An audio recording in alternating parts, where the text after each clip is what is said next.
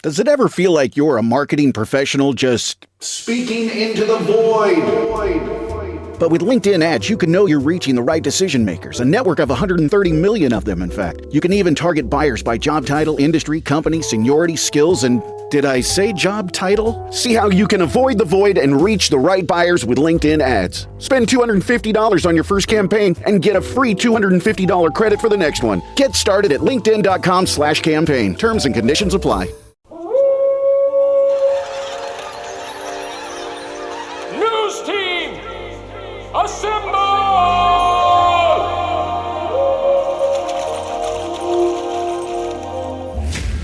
It's back and bigger than ever. It's the Unofficial 40 from Soonerscoop.com.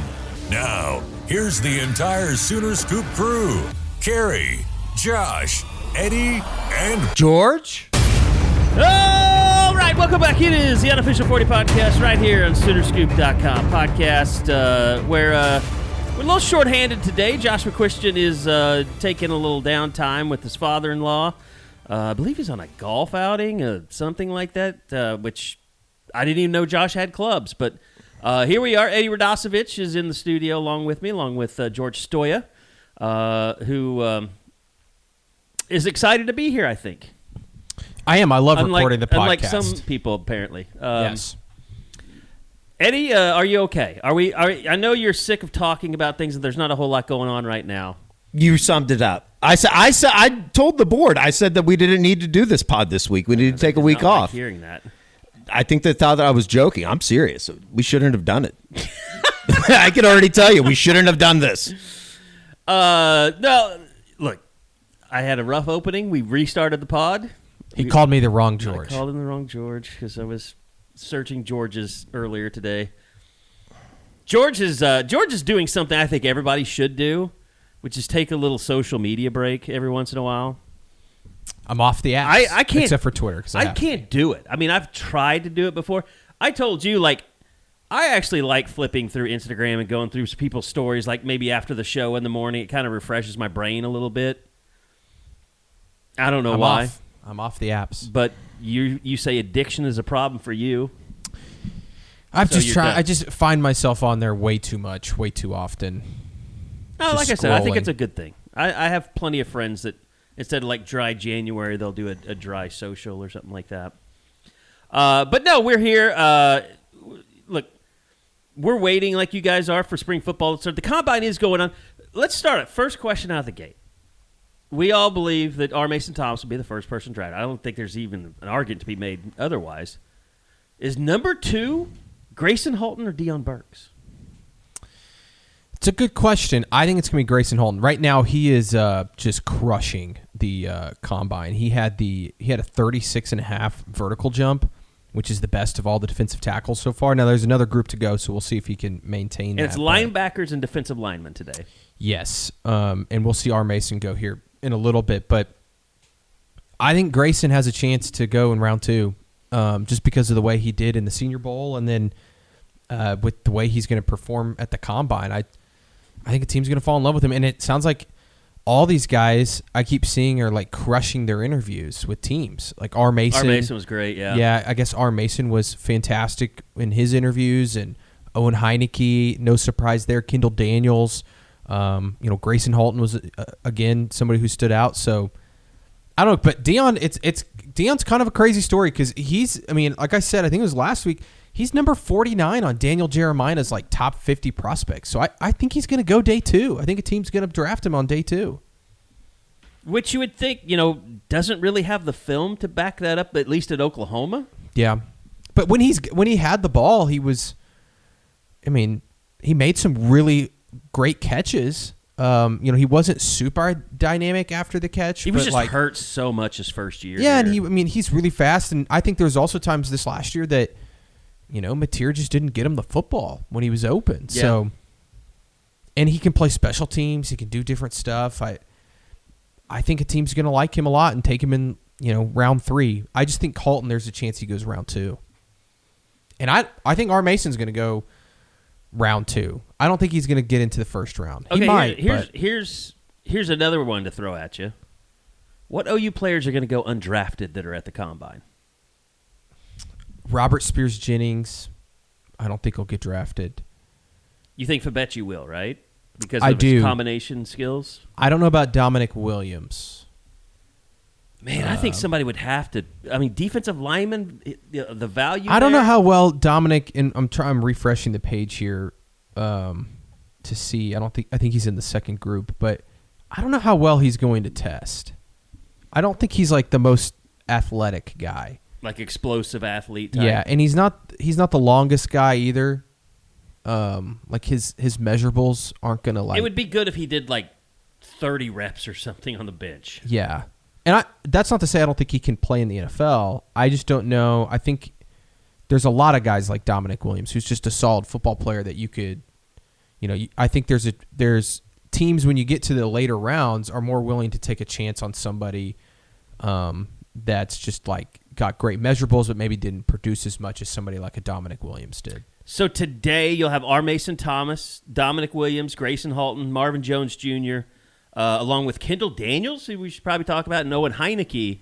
I think Kendall Daniels has one of those guys he could be one of those guys if he has a good showing to really jump up people's draft boards. Yeah, Grayson Halton just ran a 4.83 40-yard dash, which would be right now number 2 among. He's made some money. Defensive tackles already. He's not going to have to do anything at Pro Day now. Probably not. I mean, most of these guys don't. So when they go out and they do really well. Now, Kendall Daniels might have to because it sounds like he's not doing everything. I don't think he's running. Do we know, like, R. Mason pulled out of the Senior Bowl to have, like, a cleanup surgery or something like that? But do we know what the extent of that was? Or no, and I don't know if it was like a cleanup as much as it was like he just wasn't 100% and didn't want to go out there and either re-injure or just not be his full self. Yeah. So it wasn't necessarily that he had a cleanup. Right. Which, if he's doing everything today, that makes a lot of sense. But on Friday, you'll have tight ends and defensive backs. So that means Jaron Canick, Robert Spears Jennings, as you mentioned, will be out there. Saturday, quarterbacks, wide receivers, running backs. Deion Burks will be out there. Jaden Ott wasn't invited to the combine, right? No. No. Yeah. So, and then Fabechi and Wee Woo will finish, the weekend. So they'll have OU will have a player participating in all 4 days. Yes. Which is fun. I like the combine. Do you think Jaden Ott will come to OU's Pro Day? That's a good question. I thought about that the other day. He's got to do it somewhere. Would he go back to Cal? I don't know. I think that's a pretty severed relationship, too. Maybe with DeMarco being gone, he'd be more likely to come. Yes. That's what I would say. Difficult thing to. Another thread on the board has started. Oh God, yeah. I told everybody I ask you every week, and then make it a mailbag. Tradition. I've stopped answering that question. The question being, for those that don't know, that need to be subscribing that aren't, is what happened between DeMarco Murray and Jaden Ott, and it keeps coming up over and over again.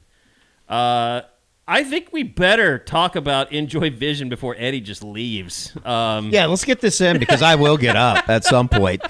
New Year, Sooner fans. That means new opportunities to get back into the playoff, win championships. And thanks to Enjoy Vision, save $1,000 on LASIK and lens replacement. Contacts and readers, very, very last season. Time to move on from the old bifocals. It's time to see every play, every highlight, and every win with crystal clear vision. Schedule your free LASIK or lens replacement consultation at enjoyvision.com. Letter N-J-O-Y, vision.com, and start the new year with a fresh perspective and keep a extra $1,000 in your pocket while you're at it. Enjoy Vision. This is where Suter Scoop LASIKs. Right now OU players are working out, trying to get ready for spring football. And you're trying to get ready to be a better you. You want to maybe drop some weight, boost some energy, just feel better. Cody Drugs got you covered. They offer multiple custom compounded peptide-based weight loss options, including popular GLP-1 medications and performance-focused peptides that help you recover faster, burn fat, and stay sharp. So while the Sooners are getting ready, visit CodyDrugRx.com to learn more and see how you can get started on being a better version of yourself. Also, Cody Drug loves teaming up with Oklahoma med spas and longevity clinics to deliver high-quality peptides quickly, safely, and with top-tier service. Cody Drug, personalized medicine built for champions. Go check them out and follow them on Instagram, on LinkedIn, especially if you're a med spa or longevity clinics, and they will get you hooked up. They do a great job. Josh and his entire family go through Cody Drug for all of their prescription medication needs. And if you just look at, like I said, if you're just looking to feel better, lose weight, the GLP-1 medications, they're custom compounded in their in-house facility. So go check them out, CodyDrugRx.com, and give Will a shout-out because he's a really good dude. Okay. So, Pro Day, it's going to – what's interesting is John Mateer could throw at Pro Day if he wanted to. I didn't think about that. He should.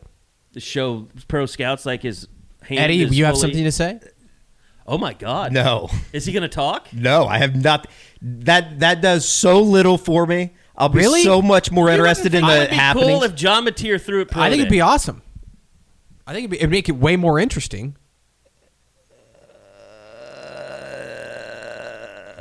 Sure. Throw to Keontez Lewis and I Deion, forgot maybe Keontez Deion Burks. Lewis existed. I Hand up. Totally forgot. find Pro Day to be It's not what it once was. No, it's definitely. I agree with you, Eddie. Pro Day is not an enjoyable thing to go cover, but if a quarterback is throwing, it's a little bit more interesting. But he's depends not on- going to be drafted. But it depends So, on but like it's if you still- have a first round selection at your school that you cover.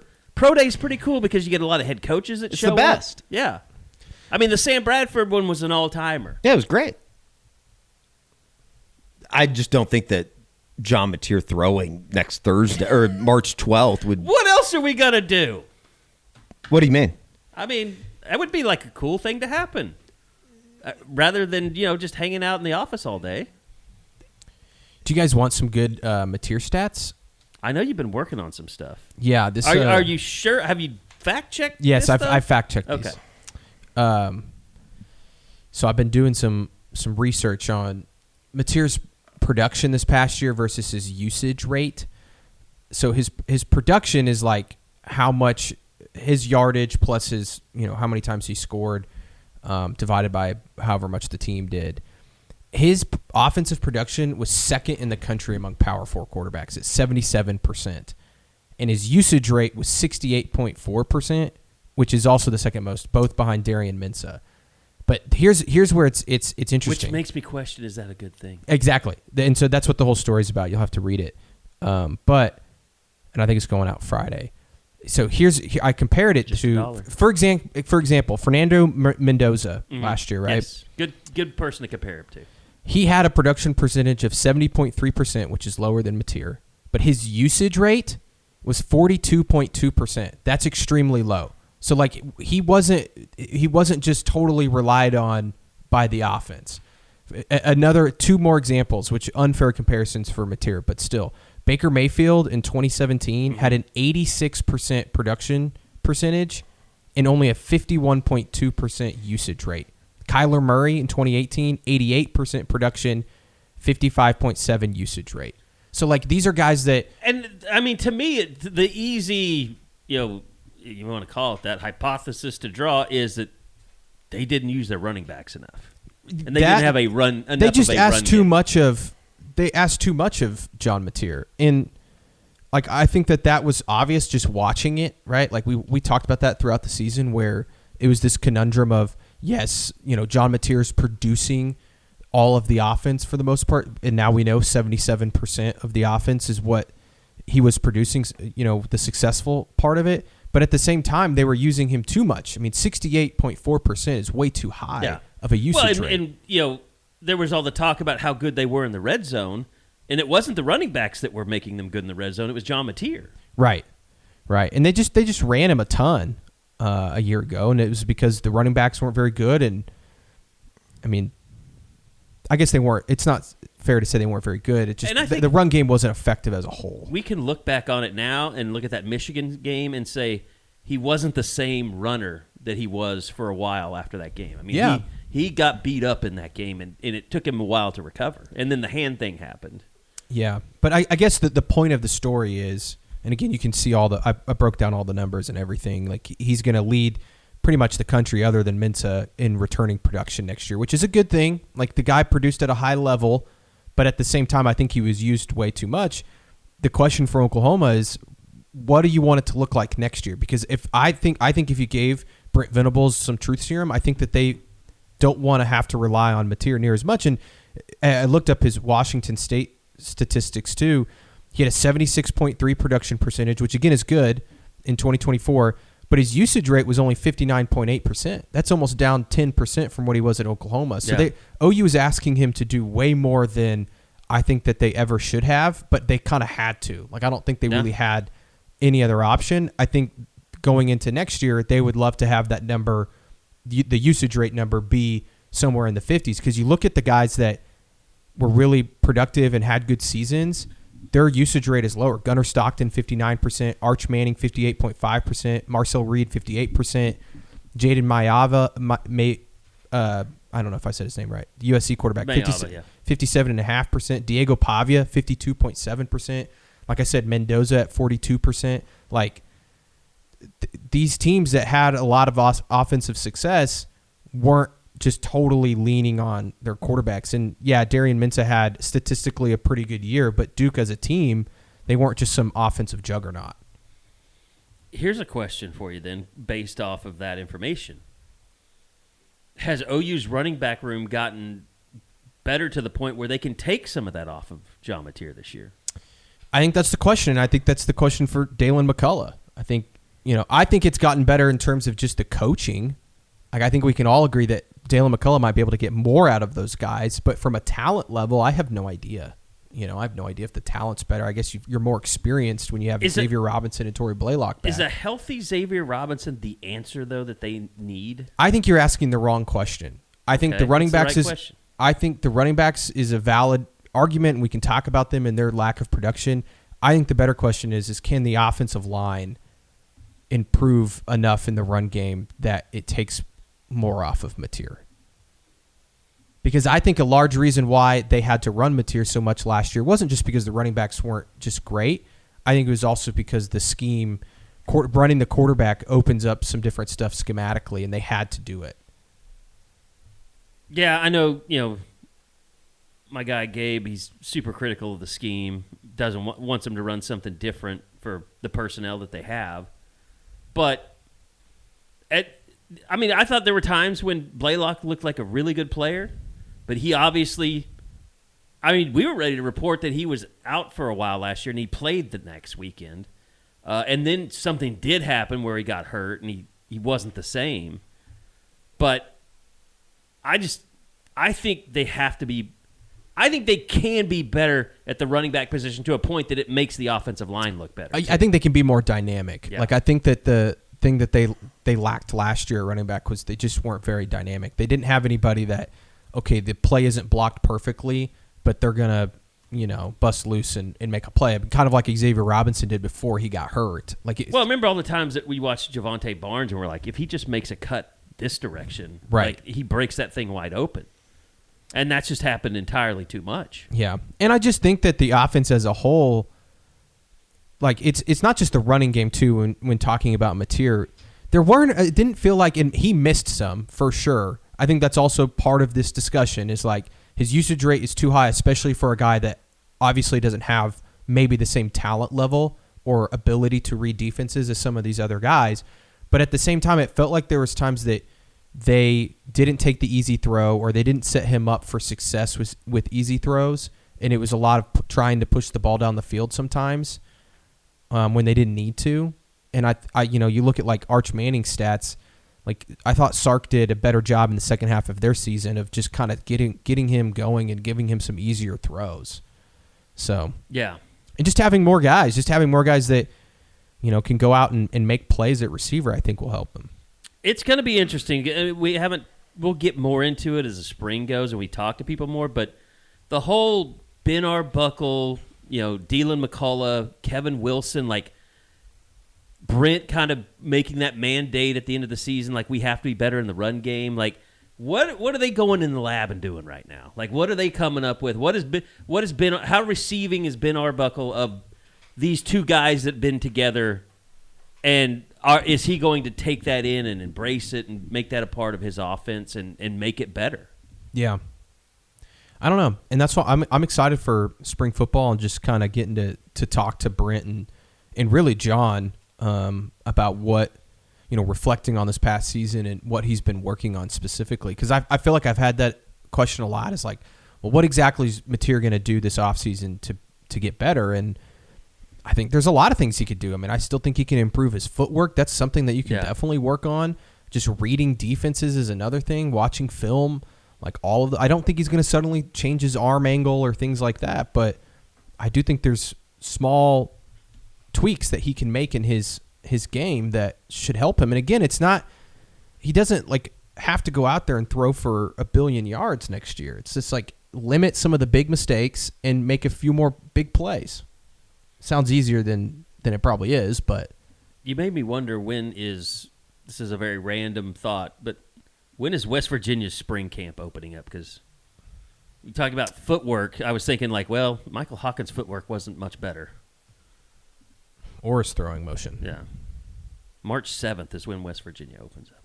Do they have a spring game? I kind of want to watch April their spring 18th. Game. Well, it runs through April 18th. So say, if they have a spring game, it'll be the same day OU's is. And by the way, that was announced. No Crimson Combine. That's done with. Thank God. Nobody has to worry about the portal because there isn't one. Although, I think we know kids will announce their transfers after spring. And it's just going to become this big fight of kids trying to sue the NCAA for immediate eligibility. And did you see, though, the NCAA's they're trying to shut it all down, get control of this thing. Which, I mean, look, Owen Heiencke definitely got screwed because of judges in Mississippi and Alabama and the NCAA fighting back against what's going on. I mean, I think that certainly played a part. I think he was going to get screwed either way. Yeah, because they're trying to regain control of this thing. Right. And I think... And what you're talking about is they're talking about, like, taking coaches off the road recruiting if they take in transfers and let them play, immediately. Which is ridiculous to think of, that they have to do this and threaten people because they know people are just going to do whatever they want to do now. Yeah. And they gotta do something. The NCAA has to try and crack down on this at some point. But these are going to be. Got to the point where I'm like rooting for the NCAA to gain control. I thought that the other day because I saw somebody, I think it was Staples. It was like all the antitrust lawyers are like. Oh, he was going cracking their knuckles. I saw Staples going after the one dude, not Mitt Winter, but the other Darren guy. Heinecke. Yeah, the Darren Heinecke guy. Yeah, I mean it's like. That's the thing is like the NCAA is going to try and enforce all these, but then they're just going to get sued into oblivion, and it's just going to keep doing that until they, come up with basically a new league or. I have no idea. Well, we all know it's got to be collectively bargained at some point, but it does seem clear that no matter what they do, that Congress is not going to help them. No, they've got to figure this out on their own, and having one portal. I think it helps them, but it's still going to open up a can of worms that they have to get through. And I'm going to be really interesting to see what happens when Texas Tech convinces some guy to leave somebody's roster after spring. I mean, the Sorsby thing that's going on right now. I saw that. Getting sued for $1 million because he didn't pay it back in 30 days according to his contract. And that has nothing to do with the NCAA. That's just schools suing players and their reps. I will say on the Heinecke stuff, I talked to his family. I even talked to Owen briefly, and I just don't think he's going to take legal action. I don't think there's been like a decision made on that, but he's pretty locked in on the NFL at this point, and I think he's kind of accepted his fate. Would you think they would reconsider it? I don't know if you can. I don't either. I don't know if that's I don't know what the rules are for anything. Yeah, I don't think he does either. I mean, basketball players. I also don't think he's going to go undrafted. Contracts and came back. I think somebody's going to draft him. And he's. I mean, I'm interested to see how he tests at the combine. But even if he's not drafted, he has to go to a practice squad somewhere. Yeah. I mean, he's in the NFL. He's also well, and he I will say he is currently taking online classes still. He's working towards his master. His master's currently online at Oklahoma. So I really don't know how that would work if he went undrafted.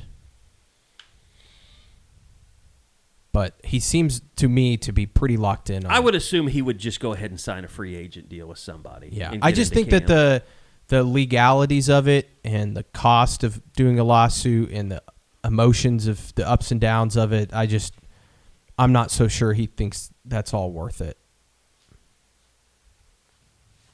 It's got to be. I mean, for the family, you've stayed close with them throughout. I mean, it's got to be one of the most frustrating things they've ever been through. Yeah, for sure. I think that they're frustrated, but I also think that like they're very level-headed people. Especially, I mean, Owen is like he's handling this way better than I think any of us would. And I think that he also realizes that like he still has a tremendous opportunity to reach his ultimate goal of playing in the NFL. Yeah, and look, there are people in a lot worse situations than he is. Yeah, I mean to have gone to the Senior Bowl, to be at the Combine right now, to get to show today he's getting to show off exactly what he can be. I believe that you said before you think he's going to test pretty well. I think so. He was a 4.40 type of guy in high school. Mm-hmm. Played running back. Now he's put on, like 30 pounds since then. So I don't know. But he's also probably been training. Yeah. But I think he's going to run a good time. I think. Is it going to be a great time? Today? Yeah, he goes around 3. Almost 2:45 right now. Now I have no idea, like on the vertical and broad jump, stuff like that. No clue. But I also think he's going to go into these interviews and just knock them out of the park. Yeah. But no, I mean... And people are going to turn on the tape, and he had such a good year this last year. And you mentioned special teams, special too. teams, I mean, I think somebody's, I can't imagine somebody's not sitting there in the 5th, 6th, 7th round and saying, we got to take a flyer on this guy. Some John Gruden type. Yeah, and you know that very emotional about players. that Jim Nagy and Brent Venables are going to just rave about him in their interviews. I mean, Nagy's been talking him up since like mid-season. He was talking him up in fall camp. Yeah, that's true. I mean, we had heard whispers about that Nagy believed, just watching Heinecke in fall that he was going to be an NFL guy. Scouts were coming in and like very impressed with him and all that. Like he was their best linebacker in fall camp. That is interesting too, because I will say when we're out there, Brent does a really good job of letting us come out and see stuff. You do notice a lot more scouts out there than you have in years past. I asked someone this the other day in the program about it, and they said it's the most that OU's ever had this past year. Just coming in, and I don't know if that's that's one reflective of the talent, I think, but it's also Nagy. It's Nagy and the connections, and not just Nagy, but I mean when you have somebody like Lake Dawson who's been in the NFL for 20 some years, Taylor Redd and his connections, Charlie Parkinson, like Stacey Ford, like you have these guys that have these really deep NFL connections. Like they're not only coming just to, I mean, it's a lot of it has to do with connections to the NFL. And I know but if you're Jim Nagy, you've run the Senior Bowl for so long, you know what talent looks like. Right. And I know I was going to add that when I went and did Bishop Kelly's career day, Mitch LaPointe was the one of the other speakers at career day. And he's the director of scouting, college scouting for the Dallas Cowboys. And he was telling me, he's like, yeah, OU's got more talent than they've had in a while. And so he was up there more than he had been in recent years. Well, I think a lot, too, is guys like Grayson Halton that we knew was a good player, but the longer he kept playing, the more you would see it, and you're like, okay, this guy's got something that you don't see a whole lot. And we haven't seen. Like, all of a sudden you realize, okay, he's not, Tommy Harris, but he might be, I'm trying to think, who's the best defensive lineman that was kind of unheralded at OU in the last 20 years that had a nice career in the NFL? Stacey McGee. Gallimore? Is he unheralded? I mean, Neville was highly recruited. Stacey was too, but... He got two contracts. Got a massive contract. The second one, no, Stacey McGee. Yeah. Started for the Raiders and was with the Redskins for a long time. Yeah. Thank you for contributing, Eddie. I think you'd have to go back to like Martin Chase, maybe. I'm just still trying to figure out if John Mateer throws the ball well next week, does he declare? Just immediately. You're such an asshole. I think his time has passed. I think the 24th was the deadline for like late entries. Yeah. I did hear he spoke at I saw one of the local church or something. And I think he said that he had planned to come to OU for just 1 year. Like that was, and I think we kind of knew that, but yeah, it just didn't go like he thought it was going to go. Yeah, and I do think the hand injury. I think he spoke about that a bit. I think he really downplayed that during the season and how much, and we talked about that too. Like he never wanted to blame it on that, but I do think that affected him and the way he played more than any of us really kind of realized. I never really had any doubts. I was just like, and now that's no excuse for the pick 6 he threw against Alabama. Like I'm not gonna excuse. No, I mean that, he had, as he said, bad eyes. I mean that we saw that, and you mentioned Deion Burks being open and not finding receivers down the field. Like that stuff did happen, but at the same time, you could tell like he was high on a lot of stuff, like passing wise. I'm saying. He just didn't look the same. And it was the same with his running after that Michigan, like we talked about. He just was hurt. It had to be a frustrating season. And, he's been in here. We've talked to him, like, just seeing him, you can kind of tell, like, he has a lot of confidence still, but he knew, like, he was kind of being held back by the injuries. So, anyway. By the way, it's been a long time since I've had tobacco, and I'm not saying that's what Lucy does, but I'm a convert. I am a subscriber, 100% pure nicotine, always tobacco free. I want to say it's been 4 or 5 months now since I've just stuck to nicotine, no more tobacco. But you can set yourself up with a subscription, just like I do, and have Lucy delivered straight to your door. My favorite flavor, wintergreen. We have the espresso kind of as a little dessert one. But yeah, I just kind of put mine in throughout the day. If I'm working in the edit bay or, just wanting to relax at night after a meal or something like that. Lucy's the only pouch that gives you long-lasting flavor whenever you need it. Get 20% off your first order when you buy online with code SoonerScoop. And if you don't want to wait, just head to lucy.co/stores to find Lucy near you and grab it today. There's actually a vape shop down the road that carries Lucy here on Asp.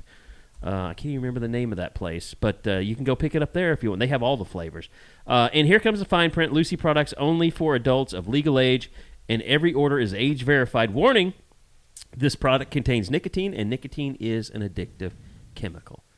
Eddie, would you like to make some money and tell people about Cheers? Yeah, we can do that. I've been telling you guys about Cheers on the YouTube channels. We're getting to the point, at least for my demo, of you wake up after you've had a couple beers the night before responsibly, and you got, a little bit of not feeling right. So what we're going to do is you're going to go to cheershealth.com, and you're going to sign up today. They're going to send you the capsules. You take 3 right after your last drink or right before you go to bed, and you wake up feeling much, much better in the AM. CheersHealth.com. Cheers has appeared on Shark Tank. They've also sold in over 30,000 different stores, whether it be a Walgreens, a CVS, 7-Eleven, Circle K. Very obtainable. Over 50 million doses sold. Cheers is backed by doctors, PhDs, and over 1,000 verified clinicians. Yes. Clinicians. Caught me there for a second. Who share it with their patients. CheersHealth.com. 20% off with the promo code SoonerScoop. And you'll be, headed in the right direction. If you have that meeting in the morning after you go out and you meet a couple buddies, definitely coming up here with March Madness, all that kind of stuff. Thursdays, Fridays can be tough. Just head to cheershealth.com and get yours today. All right. Thank you to Cheers and Lucy, great sponsors of the podcast and the YouTube channel. So, Eddie, I know you guys did a stickball report, but who's the one guy on the baseball team that you've just been most surprised about?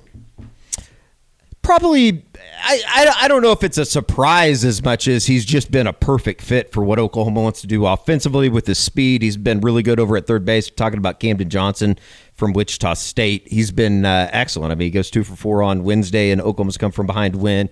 Had an RBI single that kind of, I don't know, it kept them on like within shouting distance of Arizona State. Certainly the pitching staff was really good out of the bullpen, but Camden Johnson's been excellent. And I think that I was talking to somebody yesterday after the game. I don't know if they could have gone out and gotten a perfect fit for what they do from an offensive identity. Talking about, still being able to run. He's a guy that Skip Johnson had talked about having speed like a John Spikerman from years past. And then, I think that there's other guys that have just fit in really nicely, whether it be Dayton LaChance, kind of splitting time between catcher and first base. Nolan Stevens has been really good in the outfield over in right field. Trey Gamble, Jason Walkman, good in left and center. You notice that they have a lot of depth this year.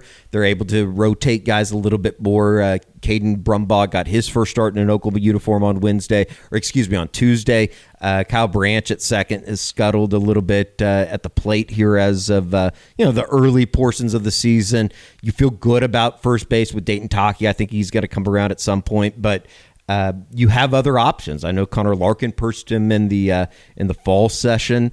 He's been limited in his action, but you can put Dayton LaChance over there if you want at first base, if you want to get Brendan Brock behind the plate. There's just a real depth that Oklahoma hasn't seen from a fielding position standpoint, over the last couple of years. And they went out and Todd Butler and that crew went out, and it seems like it's got a pretty good group to come in and be able to contribute here in the early portions of the season. We've talked about it, and I mean, this SEC road schedule is brutal. But how's Skip kind of been taking this start? Because I know you said before the season he thought that they had a chance to be really good. Is he guarded against this team getting a big head? Obviously the Arizona State game kind of helps him out with that if he was, but even in the 2022 year, he was never too high on him. It's more about the mentality of pitch to pitch and winning innings rather than going out and winning games. So he hasn't really said a whole lot. Like I asked him on Tuesday night after the first loss of the season to Arizona State, 15-3, a game that you gave up 8 runs in the second, 6 in the third. I asked him if he was wondering how they were going to respond, and one of the first things he said on Wednesday was he referred back to that question and was like, you asked me if you wondered how they were going to, if I was going to, I guess be intrigued in how they responded off of their first loss of the season. And you had your answer. They came back and they scored 2 in the ninth to walk it off on Wednesday night in a 4-3 win. So, no, not too high, not too low. I think that there's obviously a ton of baseball to be played. It's a marathon of a season, but 8-1. I thought not to make just as much as you didn't make Tuesday night too big on the bad side of things. Certainly don't want to make Wednesday into being too large in saying this is like a jumping off point for the season, but it was good. We'll find out a little bit more about Arizona State. They go down to Arlington this weekend to play in one of those not preseason, but early season classics down there at Globe Life Field. But they have 3 SEC teams. They play Tennessee, Mississippi State, and Texas A&M. So I think we'll find out a little bit more about them. They were ranked preseason 4th in the Big 12. I guess if you want to take anything out of the fantastic start to the season, the 8-1, half of those wins come against former Big 12 foes in TCU, Texas Tech, and Oklahoma State, and obviously Arizona State on Wednesday. So A&M's interesting. That's their first SEC opponent this year. Oh, yeah, with OU. Yeah, they come to Norman here in about a month's time. So we'll see. I mean, I think if you were saying, is this as good of a start as they could have had? Yeah, probably so. To go down and win the Shriners like they did in the first week, and then you beat up on Coppin State, who I think is one of the worst teams to ever play in Norman, or at least that I've been able to see with my own eyes. And then, obviously getting off the mat after you get your first setback on Tuesday to be able to split that series. Got Gonzaga coming in this weekend. Should be able to take care of the Zags. Dallas Baptist is a big one on Tuesday of next week. And then Santa Clara coming into town Thursday through Sunday next week. It's a 4-game series. So not too familiar with what Santa Clara has from a baseball side of things, but they're usually a team that bump around. Yeah, they bump around in the NCAA tournament every once in a while, if I remember correctly. So, you're on a 17-game homestand. They started that with the Coppin State series, so I guess they played, five games of those, so now they have 12 more in their own backyard, and it's a really good kind of way to be able to rack up a bunch of wins before you really get into SEC play and knowing what's to come with the SEC schedule. So all in all, really good. I think the big thing right now is, obviously the offense has been really good. I love what they have coming out of the bullpen right now, and they still have some guys, and we talked about this on the Stickball Report with Bob. They still have guys that they haven't thrown yet. Briscoe Smith working with a little bit of a tender arm. Mason Bixby came out of the game on Tuesday night. All reports are it was on the outside of the elbow. It wasn't the inside of the elbow. He was throwing extended long-range bullpen on Tuesday. So that was all good. But Jason Bowden's been really good. Jackson Cleveland, a transfer from Miami, has been really good. I like Trent Collier. He was bumping into the mid-90s with his fastball in the limited appearances that he's been. I think it's been 2 so far.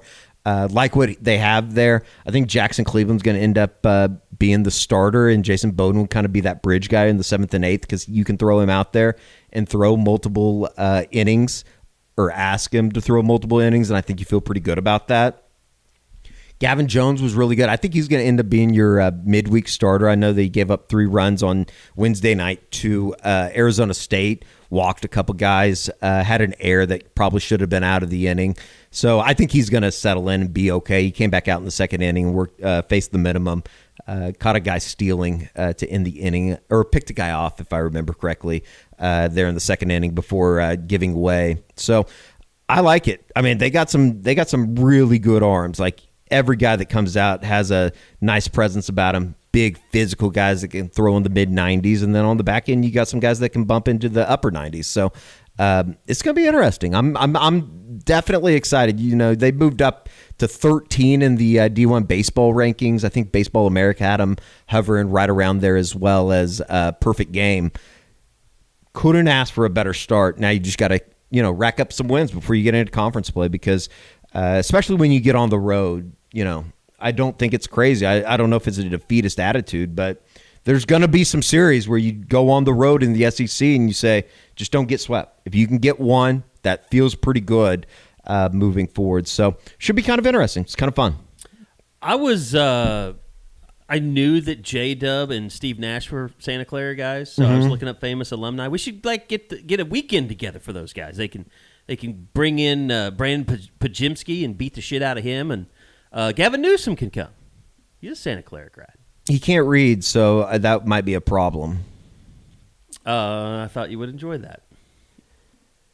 But I'm pretty fed up with the government officials right now. Yeah, we can hate everything. More of a punch guy right now. It's just depressing. I don't know. I kind of like Jon Stewart said, Punch might have deserved it. Well, he's Japanese. He probably bombed Pearl Harbor, his ancestors. Isn't he? Right? He is Japanese. Do we assign nationalities to animals? I think you can. He's not a capuchin. What is he? He's I have no idea. Cacao or something like that? I have no idea. Don't ask me.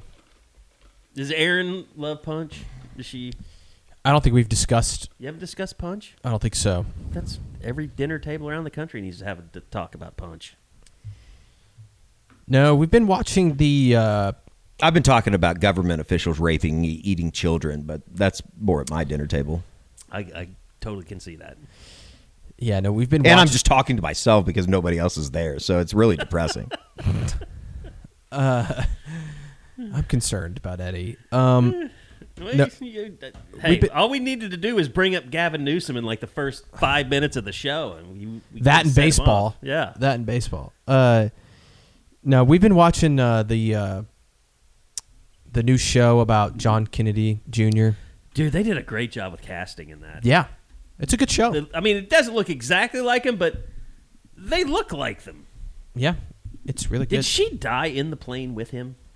Yes, I couldn't remember that. Yep. Spoiler alert. JFK well, I mean, if you're watching it, surely you know that. Like, I'm just saying, yeah. Is it well done though? I mean, yeah, I think it's a really good show. What is this on? Hulu. Hulu, okay. Yeah, I think it's a good show. But, I mean, it's not our favorite show right now, but we've been watching it. The Pit is your favorite show. The Pit. We've watched Love is Blind, which is just a ridiculous show. The people on Love is Blind are just... I watched the first 2 episodes of I the think new you have Game to of be Thrones, but I need to catch lunatic. up on that. The great show. Night of the Seven Kingdoms. I've heard good things. Very good. Very good. And also, if you haven't seen Game of Thrones, you might not know what's going on at some points, but really you don't really need to see it to watch it. That's good. Yeah. And it's shorter. It's not like these super long, which some people are gave up complaining on the about. House of Dragons, by the way. I just couldn't. House of Dragon is the worst of the Game of Thrones series. I And like they're House doing of Dragon, another but season of it's that. and I'll watch it, but it's certainly not as good as Game of Thrones, and I think Night of the Seven Kingdoms is better. Man, we could have just talked about TV shows, and Eddie's skin would have been crawling for like an hour.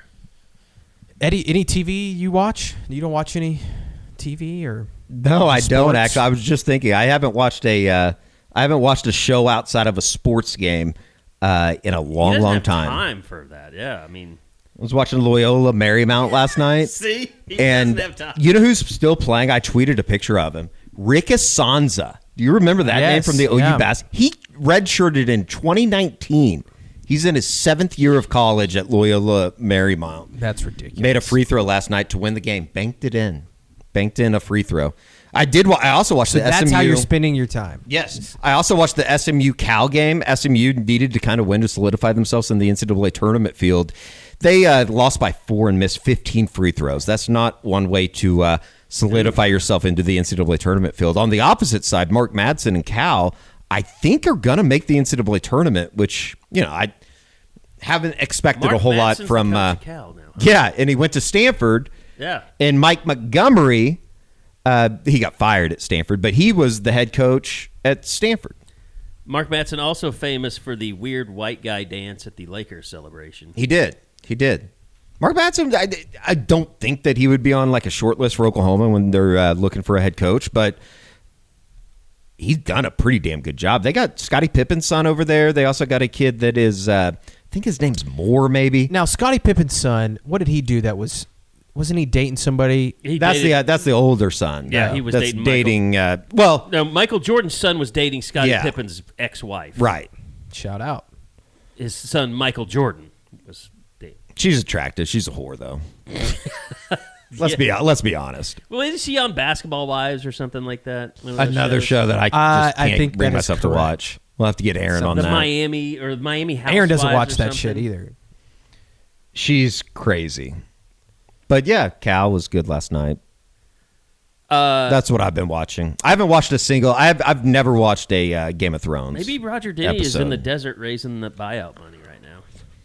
Doesn't have to raise too much money. You would hate Game of Thrones. I will say hate it. the Buddy Hield stuff last Saturday was awesome. Yeah. It was awesome to see him back in town. Lon Kruger is the exact same Hasn't changed. person that left 10 years ago, which is crazy to think that it's been 10 years since Oklahoma's run through the Final Four. It was just a real nostalgic vibe inside the Lloyd Noble Center on Saturday night, and you believe it or not, actually played pretty well. I was more That had just to be an odd. disgusted with Auburn and what they threw out on Tuesday night, but Yeah, you have a really burning hatred for Bruce Pearl now. well, he's a scumbag, and I'm kind of convinced OU needs to hire a scumbag if they want to be good. I at told you basketball. I would support a Bruce Pearl hire. It would be incredible. I don't think that's a reality. It might though. also be a disaster, but it might also show us what kind of balls Roger Denny has. I just think what he did in putting his son in, the spot that he did. I get the feeling, knowing nothing about the background of what happened in Auburn, it just seems like Bruce Pearl realized that they weren't going to be very good. He was getting pulled to maybe run for Senate in the state of Alabama, and then obviously that didn't happen, and he just got out knowing that he could just hand it to his son, and he put him in a bad spot. Like, that's a bad basketball team. And just listening to Stephen Pearl talk after the game, I say a bad team. They're still on the bubble, I guess, technically, to make the tournament. They've had one of the toughest schedules in the country.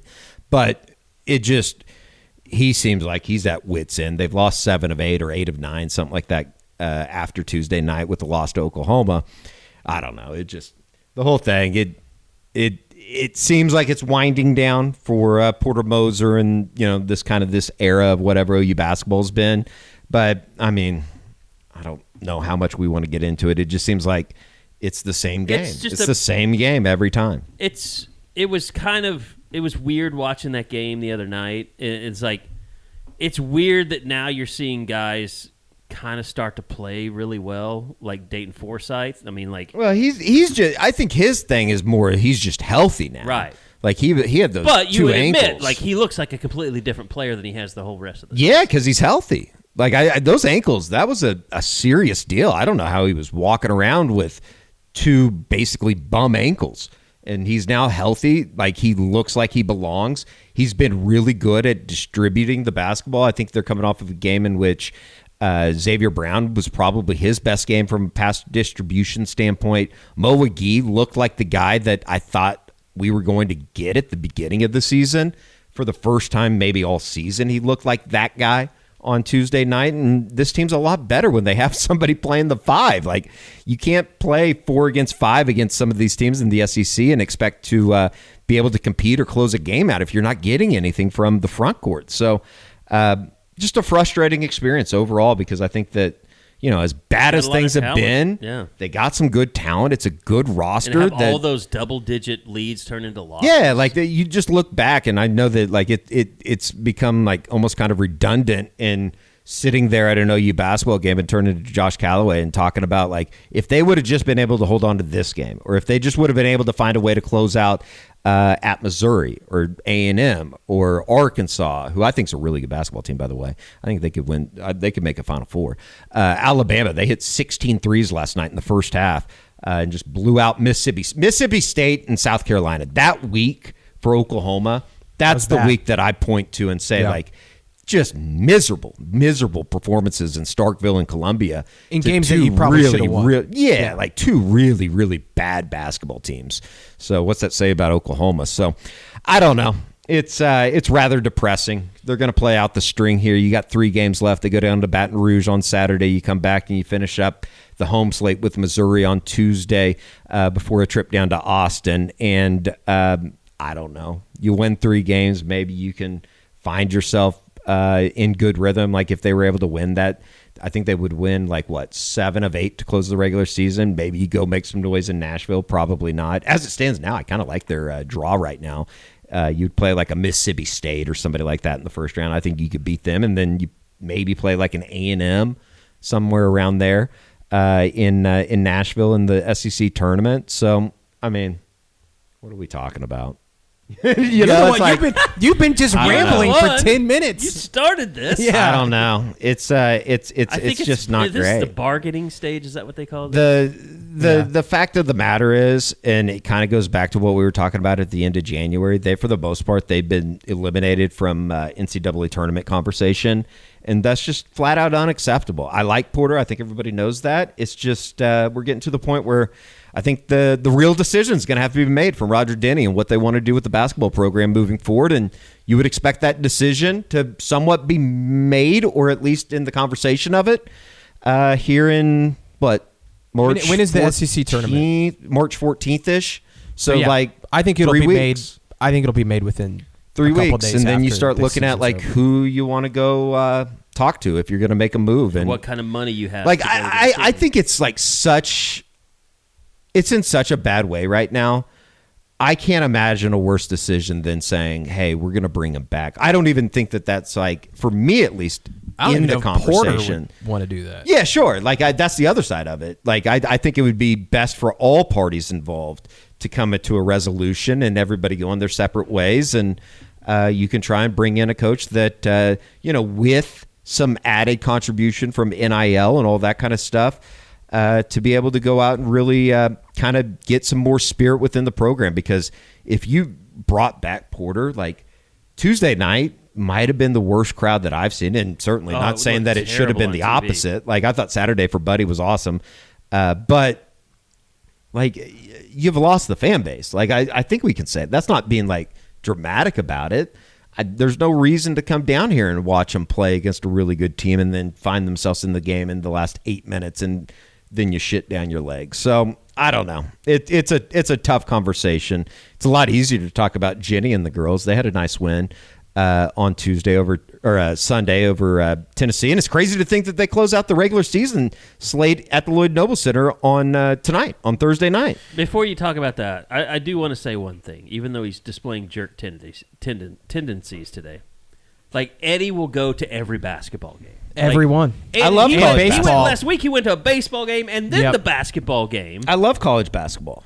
This know you do. is I'm just saying. 100% my favorite time of the year outside of football. I'm trying to give you a compliment if you'll let me. I'm just saying, you work your ass off and cover the team, win or lose, and I appreciate that. I think everyone should appreciate that. All 700 people that watch the Porter Moser postgame, I appreciate. Yeah, it doesn't always show up in the YouTube views. But we're here to cover the team. Going to be there through thick and thin. Shout out Bob. Like Bob goes to East Texas A&M games like in the middle of November that I don't even go to sometimes. So it's been rough, man. Like I think the last 5 years have taken a toll on everybody from an OU basketball standpoint. And just knowing that it can be better, it just feels like it can be better. Like they've been in so many of these games. It sucks that Porter's gotten close, but it's like you have to move on. It's like there's just like I think George has tweeted it after a couple of the games. It's like some of the ways that they've lost, and I think that the one game that you point to, Missouri, in not fouling. Like the answer that was given after that game, that they didn't want to get in a situation where you get into a continuation and all of a sudden they're going to shoot 3 free throws at the end of the game with no time on the clock. Like that's just unacceptable. Literally no one else in the country. It's unacceptable. I watch teams every night. Like I don't think I have to defend my watching of college basketball. I watch some gross basketball games, and all those teams, it seems like, know how to execute late game situations. I'm sorry, that's coaching. That is coaching. Yeah. To get you out of it. Fourth quarters, I mean, and there's not to say enough that, evidence to almost claim malpractice. I mean, you should almost be able to fire for cause and not pay any buyout as bad as some of those fourth quarters. Gene Taylor would have up at Kansas State. I don't know if you guys saw that picture last night. I mean, it's bad in Norman, don't get me wrong, but like just the Manhattan Project. State. Oh my God. Like there was a picture last night. They played up in Boulder, and the entire team it's during a timeout. The entire team is huddled up off the floor, like on the floor, away from the bench. There's just one assistant just sitting there on the bench for Kansas State, and it like went viral last night. The guy's making $500,000. Just not the best look.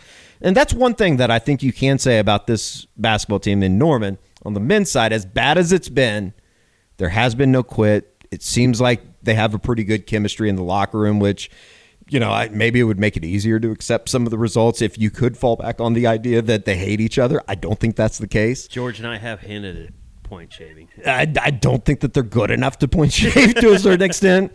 Nigel Pack, he played really well on Tuesday night. He's been good. Yeah, he's shot the ball extremely well. So only thing he does is turn the ball over too much. Yeah, and I don't remember how many turnovers they didn't really have a problem with. They had the one turnover in the final 7 minutes against Auburn when Mo Wiggy threw the ball into. Was he like 45% from three now or something? Nigel? Yeah. I don't know what it is. It's been going overall. up. He's been leading the SEC, and it keeps getting higher. He had such a bad stretch there during the month of January that it probably brought it down. But I don't know. It just it's kind of sad. It's kind of sad where this thing's at right now, because I do think, like, even going back into the beginning of the season, it's like I didn't think that they were going to go on a 9-game losing streak at one point. Okay, we're going to talk about women's basketball because we need to get you off of men's basketball. He could go a long time. I know. It's not good for you. It's like George. You need to quit men's basketball. They've won 2 of 3. They've won 2 of 3, though. Don't let them get hot at the right time.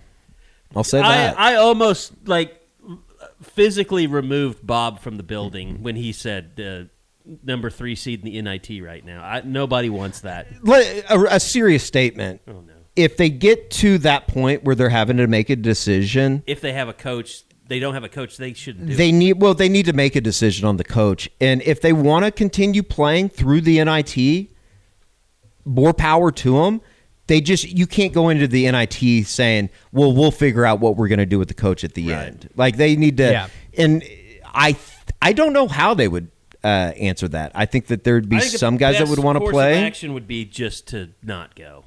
Yeah, like or you go to the Crown, which I forgot about. Oh, yeah. You know who won the Crown last year? And I was reminded of this in the baseball press box. Nebraska. I was going to say so. Nebraska did find some rhythm, and then obviously they've been exceptional this season. But they also weren't firing their head coach. Right. I think it's I don't know this. I'm not saying I have sources that are saying. I would be very surprised if Porter Moser is still the coach like March 20th. Yeah, like it would be. It would be a surprise to me. I don't think it would be if good. it happens, it happens right after the SEC. After they exit the SEC. I think we find out like literally in the days after.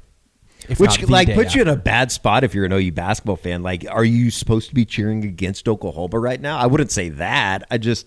I think the reality of the situation is they're not going to go on a run. And win if the it SEC gets to the tournament. point where they did go on a run, people would be actively rooting for Oklahoma to lose. Yeah. And not for Oklahoma to lose, but for Porter to get fired because they wouldn't want to have him come back again. Which I think says everything about where everything's at. We kind of saw that with Brent Venables. I mean, our board, there were people that were like arguing daily about why he should be fired because they were worried he wasn't going to be. Yeah.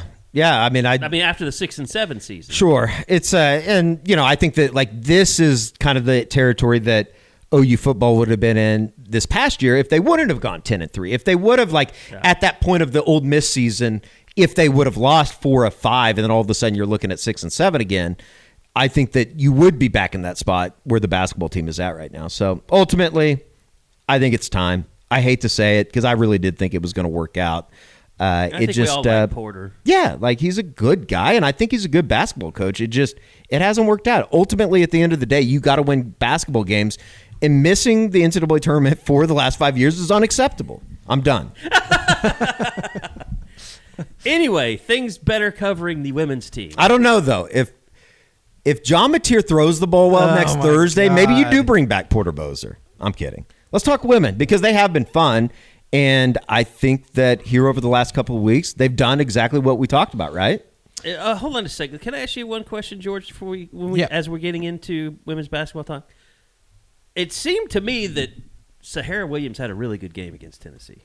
Yeah, she was great. The starting 5, everybody scored over 15 points. Yeah. But Sahara Williams, she's up and down. She's an X factor because when she brings it and she's aggressive and she makes, I will say, she's aggressive every game. But sometimes she can get a little too aggressive or, she's just like bricking layups. Like that can't happen. But when she's making shots at the rim and, she's always really good on the boards. Yeah. She was really good on the boards the other night, especially in clutch moments. She had 2 big rebounds late in that game against Tennessee. Seems like she got them started in transition a lot. Yeah, like she when she plays well, when she's giving you 12 and 8, 12 points, 8 rebounds a game, she could be a huge difference maker. But they're all playing pretty well right now. I just, my thing with the women's team is what I've said for now the last really couple of years is they're good. They're a good, really good basketball team. And they beat good basketball teams. Like they beat Tennessee, they beat Alabama, they beat Georgia. Like those were good teams that they beat. Can they beat the great teams? And we saw them do it once this year against South Carolina, and we saw it, a couple years ago when they beat Texas to win the Big 12. Like they've done it. I just don't know if they can consistently do it. And I don't know if they have the squad to do it. They are playing good though right now, and that's all you can ask for. They're going to host again, barring them losing one of these last 2 games, which they shouldn't. They play Arkansas tonight, who's not very good, and Missouri over the weekend, who's also not. I mean, they're okay teams. They're not great. I thought the Georgia and Alabama game was really good. Yeah, to go win on the road. Yeah, and to close them out in the fourth quarter and it was like a freshman for Aaliyah to be able to do it. She's starting to look very comfortable with what they're asking her to do. And she's taking better shots. Yeah. Like I think that's the biggest thing is she's being more calculated in the shots that she's taking, and they're coming in the flow of the offense. They're not forced, and she's not just the shot clock's not running down. And she's not throwing up threes. Right now, they're still shooting horrifically bad from 3, and they need to figure that out. But I like this team. They should make the Sweet 16, and then it just comes down to matchups. But they should host again. I think that they should be a 3 seed, possibly even a 2 seed if they can win a couple games in the SEC tournament. I don't know if they'll get up that far. I know they can't get a double bye, right? In the SEC tournament, I don't think so. Because they're probably going to be playing. They're going to get a bye, but they're not going to get the double. Yeah, I think bye. they're going to be the 5th seed. just like they were last year. And then they beat Kentucky, who had beaten them during the regular season. So you're going to be playing 5-4. So you're basically going to be probably playing LSU. LSU, yeah. In the first or the second round, if you will. I think like OU that matchup. I don't either, but I think OU can play with them. They're just going to have to play extremely well. For some reason, they haven't beat them, but Jenny's crews have played really well against LSU. Well, not over the this last year. 2 years. Yeah, They got smoked this year. It was bad. Did they? Yeah, they lost. then by Norman. They lost by like 20. Was it last And year? they were down big most Was of it the last year and maybe down there in Baton Rouge where they were never in it, but they were getting blown out and then had a really nice comeback in the fourth quarter? Maybe that's what I'm thinking. Yes, you are. Because they they lost, but they played tight. there was a packed crowd. Yes. And Verhulst willed them back into the game. Yes. Yeah, that was maybe that's what I'm thinking. It was kind of like watching the Thunder last night. It was like you were just kind of proud that they got back into it. But yeah, look, I think if they can get Arkansas is so Aaliyah, bad. if Aaliyah can keep playing the way she is, being more efficient, making some threes. Zaya Van has been really good for him lately. Jenny talked about her you wrote about her this week. Yeah, she's been really good for him. She's improved a lot from last year, and then I think you got to keep getting more from Verhulst. You know what you're going to get from Reagan Beers. And then you just need some of these freshmen. They're playing a lot of young players. Brooklyn Stewart's come in and had some good moments, and then she had some true freshman moments. Keziah Lofton doesn't really give you much on the offensive end, not shooting the ball very well, but she comes in and can defend really well. Kaya Smith, a sophomore, she comes in and plays. But after that, you don't really have a ton of depth. And that's going to – I think ultimately when they, get bounced from the NCAA tournament or their season ends – you're gonna be like they just didn't have enough. They've only got 11 girls on the roster, and I would say they're probably really only 7 or 8 deep. And those 3 that are coming off the bench are 2 true freshmen and 1 sophomore that didn't play any last year. So let me ask you this: you've done your own kind of bracketology all year. Okay, they're definitely a Sweet 16 team. They can be a Elite 8 team. Don't know if they can be a Final Four team. With Aaliyah coming around a little bit, with them kind of figuring things out, we all know Verhulst has to play really well for them to make a deep run. But are you still kind of where you've been? Yeah, I think that if they were to not make the Sweet 16, that would surprise me just a little bit. Some of it depends on matchups. Like right now, Charlie Cream has them as a 4 seed, and I think the 5 seed was West Virginia in the latest one. I know North Carolina's been thrown in there. I like their matchup. I think they'd beat West Virginia. North Carolina would be a tough matchup. And I know they're kind of in the mix too to potentially host. So I think you want to avoid that. But to me, it's once they get to the Sweet 16, who's the matchup? Last year they draw an awful draw having to play UConn, who obviously should have never been a 2 seed a year ago. This year, right now, they would be matched up. I think I saw in ESPN's bracketology, they would play UCLA and Sacramento. That is not a good draw. They've already done that once this year, too. Yeah. CBS's, though, have them up to a 3 seed, and they would play who was the 2 seed? In what region?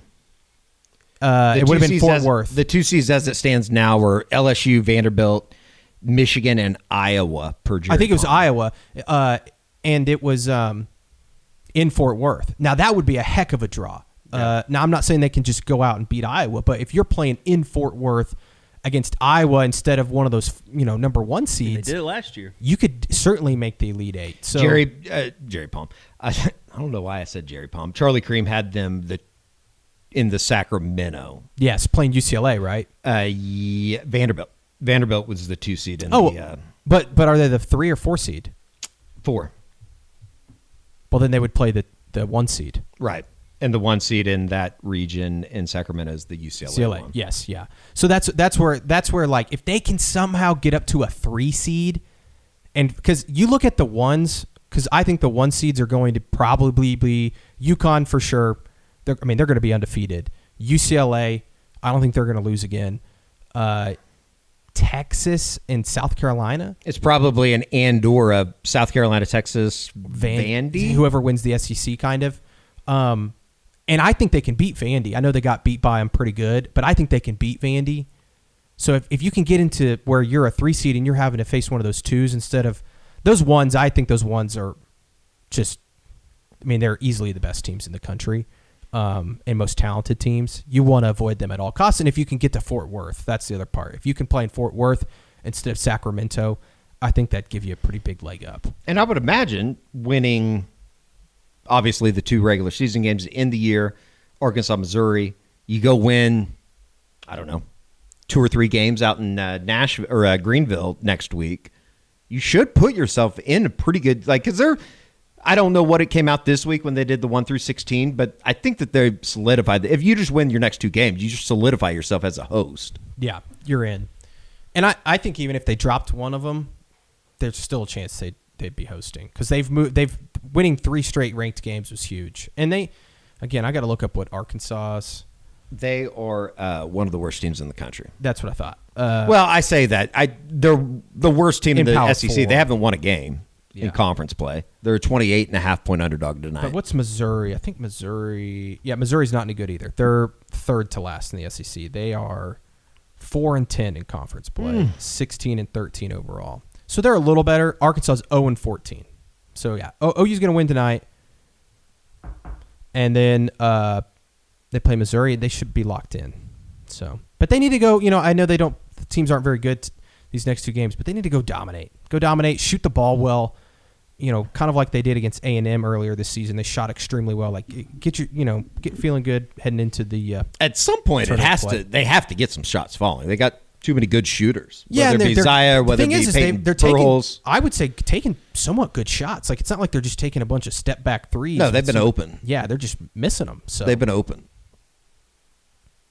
But Ginny's got a good squad, and.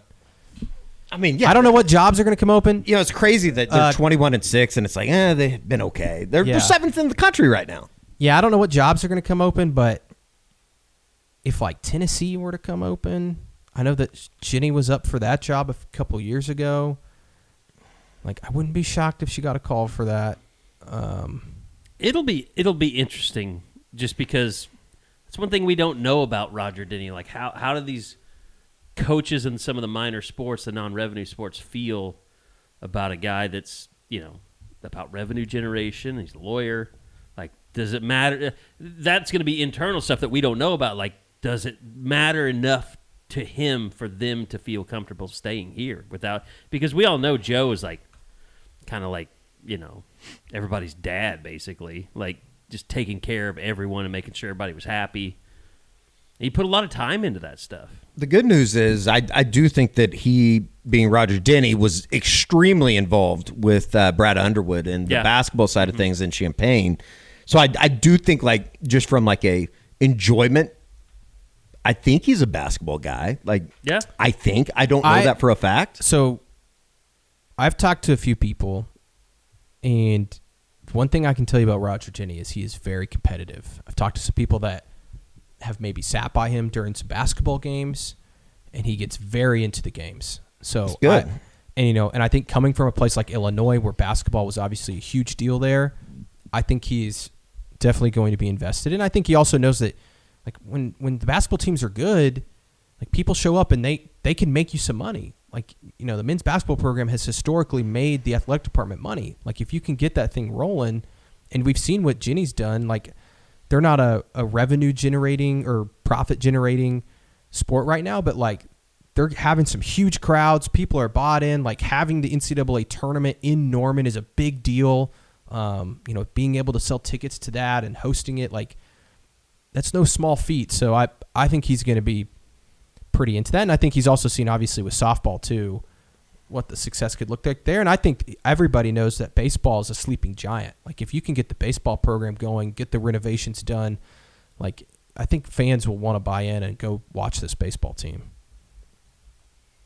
Speaking of softball real quick, just want to stop down, and we talked about it on the Stickball Report, but what Kendall Wells is doing right now, unbelievable. And when you hear Patty Gasso talk about her the way that she did on Tuesday with the local media, it kind of stops you in your tracks a little bit. She's the D1 softball national player of the week. She's third nationally in home runs with 10. She leads the SEC with 10 home runs, 354 average, 18 runs, 21 RBIs. As a team, OU's hit 56 home runs, which is 6 more ahead of their 15-game pace from 2021 when they set the national record. I think they'd be on pace right now to hit over 200 home runs this season, which is just statistically an anomaly. Like, that doesn't happen. I think the record that they set was like 180 something in 2021 with that crew. I don't know. Jaden Wells, sounds right. I mean, basically, like, the TLDR, Patty Gasso's like, I haven't seen power like this. And she listed off, Jocelyn Allo, Lauren Chamberlain. Like, she's doing things that they weren't doing with the power that they had at the time when they were freshmen. So it's kind of incredible. Are we worried about the pitching? Can I be completely honest? Yes. Outside of just watching box scores, I haven't watched. Yeah. Of I all those games were on Flow, and I was down at baseball. So yeah, like I don't know, but to sit here and say that they have like somebody that you could throw in the circle against Tennessee or Texas or whoever here moving forward, I don't know. I don't know who that person's going to be. Audrey Lowry's been really good from what Bob has relayed and wrote about. The girl from Old Miss has been okay. The one time that I saw her, she got kind of lit up. The other one, Mahaly. Yeah, Mahaly. I don't know how to say her name. Berzon's from LSU. Berzon's from LSU. So I don't know. I think it's a wait and see. I mean, they should be able to rack up a bunch of wins here over the course of the next couple of weekends before you get into conference play. And much like baseball, conference play and softball, when you look at some of the rankings right now, it's going to be a mini super regional every weekend, whether it be at Love's Field or on the road. So, I mean, I guess it's kind of boring to say, but OU's going to be in it. The question is, can they win a national championship? And I don't know. I don't know that answer right now. You know who's number 6 right now in the polls in softball? Miss Jordy Ball. Jordy Fromm. I thought they were higher. I thought they were ranked ahead of Oklahoma. That might be in one of the other polls. I know in D1Baseball.com. Oh gosh, what are we doing, Carey? I'm looking at NFL.com and a stupid auto ad started playing. Are you trying to find the combine results? Yeah, I've got. By the way, Grayson Halton since 2010, the 3rd best vertical jump in the combine as a defensive tackle. As a defensive tackle, yes. Yeah. Do you want me to read off his where he ranks today? Yeah, because he is, I think, pretty much done. He's still got the shuttle or something to do, but 40-yard dash, 4.82 seconds, 3rd among defensive tackles. 10-yard split, 1.7 seconds, tied 4th among defensive tackles. Vertical jump, 36.5 inches, 1st among defensive tackles, and the broad jump, 9 and 6 inches. This from Ryan Fowler. Just to add a little bit of context with that 36.5 inch vertical at 293 pounds, that would be higher than guys in the 2025 class, like former teammate Billy Bowman, Jade Barron, Craig Woodson, and Woody Marks. Wow. You know who's number 1 on that defensive tackle list? All time? Since 2010, it goes back to that. It's somebody with a familiar name. Was it? Wow. Was it Isaiah Thomas? No. You're not going to get this. Oh, who? Adetomiwa Adeborowe. Really? Brother of Adepoju. By the way, I'm looking at this, and maybe he just hasn't gone yet. Or maybe there's different groups, but I'm not seeing R. Mason Thomas pop up for some of these events. I thought he was participating in everything, but well, maybe they haven't done changed. defensive ends. No, defensive ends are going right now. I mean, are they? They're all like David Bailey from Texas Tech's on here, Cassius Howell. Like, there's a lot of guys, defensive ends on here that. Good God, George Gums Jr. from Florida did a 41-inch vertical. Yeah, insane.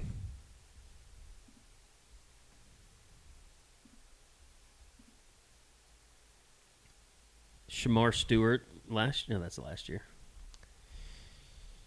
Anyways, great podcast. Yeah, Eddie, I'm going to tell you, Eddie, about 64 minutes into it, he actually went in another room and got a notebook. He was into it. I just wanted the Kendall Wells stats. What do you guys think about Howard Lutnick shorting United and American Airlines stocks before 9/11?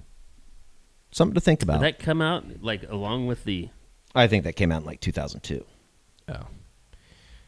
I am Timely flying conspiracy. Southwest tomorrow to go skiing, and I'm interested. Southwest, they changed their whole deal, so we've been assigned seats. Yeah, I saw our boy Chance Cosby does not like it. Yeah, I saw that too. He was playing golf with Andrew Santino. Funny comedian. That's very G. All right, we made it. We did it. Eddie participated eventually. It's It was against a good my podcast. against my best interests. Really hurt George and I because you're with friends. You're not with your normal radio crew that you see every day. It's not like you get to do a podcast with us every day. Anyway, Maybe someday. maybe. Wait, maybe every other day. before we leave, Carey, how are you feeling about the March 12th deadline for the new studio? Very good. Every single 127, well, actually there's 4 more, 131 Ethernet runs are all connected to the network. Wow. And I don't know what that means, I got but- the gigantic 10G switcher installed yesterday, which was the biggest. Anyway, I don't want to get all technical. The thing sticks out the front and the back of the server rack. It's so big. But yeah, we've got our servers. We've got our video servers all fixed now. The network is together. I'm going to spend this weekend fucking it up again probably and putting it back together. But you'll be gone, and Eddie won't have to do anything here. We're going to try and do a Hoops Report on Monday, by the way. So I think this means all the shows will be done for the week. So I'll have time to work on it. But it's good. We got our new, reference studio camera is in and put together. We have to get the door thresholds. That's up to the landlord. It's not my thing.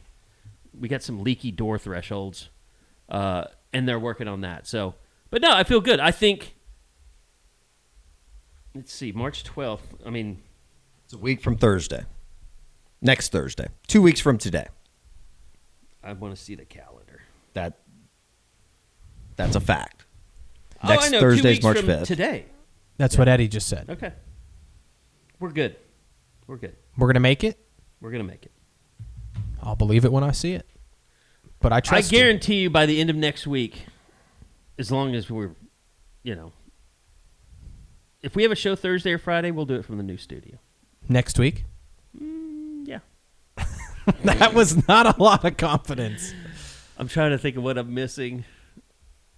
I mean, I've got a few more little things to install under the broadcast desk, but those are pretty quick.